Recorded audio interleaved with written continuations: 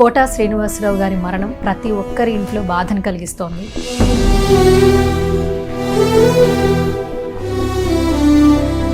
Quota Srinivasarao అనగానే వెంటనే వినిపించేది బాబు మోహన్ గారి పేరే. నేను వచ్చేసరికి ఆయన లేడండి. ఒక్కరై రావడం, ఒక్కరై పోవడం, నడుమ ఈ నాటకం విధిలీల అంట. అంతే మరి నాటకమే.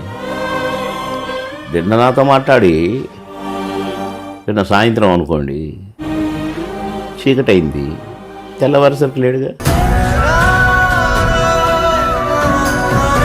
అప్పటి తరం హీరోల నుంచి ఇప్పటి తరం హీరోల వరకు వాళ్ళ యొక్క క్షణాన్ని ఆయనతో మరొకసారి నెమరు వేసుకునే ప్రయత్నం చేశారు. మీ ఇద్దరికి చాలా కోఇన్సిడెంట్స్ ఉన్నాయి సార్. ఇద్దరు కొడుకుల్ని పోగొట్టుకున్నారు సార్. మీకు అన్నం ముద్దలు తినిపించి నోట్లో పెట్టేవాళ్ళంట, నిజమేనా? రారా వాళ్ళకి ఒక ప్లేట్ ఎందుకుదా, ఎందులో తిన్నారా అనేవాడు తినిపించి.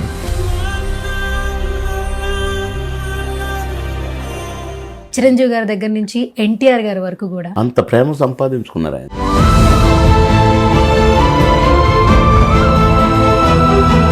ఒక మనిషి పుట్టినప్పటి నుంచి చచ్చే వరకు నవ్వించడం అనేది నార్మల్ విషయం కాదు. నేను ఎప్పుడు చెప్తుంటాను, భగవంతుడు ఈ జన్మ ఆ కళ. సొంత ఫ్రెండ్స్ అనలేము, అన్నదమ్ములు అనలేము, ఏదో మీ బంధానికి ఒక పేరు పెట్టలేము. మామగారితో అసలు బాగా ఫ్రెండ్స్ అయినా నేనా అని నటించేటోళ్ళం తప్ప నన్ను డామినేట్ చేస్తావా అని ఆయన కానీ, నన్ను కొట్టావు తన్నావే అని జీను కానీ, మళ్ళీ లాస్ట్లో ఏంటంటే పరే మనసులో పెట్టుకొని గట్టి కొట్టేవారు, ప్లీజ్ రా అని అనేవాడు. చివరిగా ఎప్పుడు మాట్లాడారు మీరు ఆయనతో? ఎప్పుడు కలిశారు?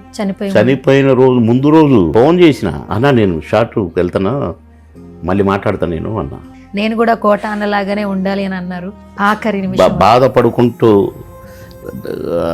మంచాన పడి సేవలు చేయించుకొని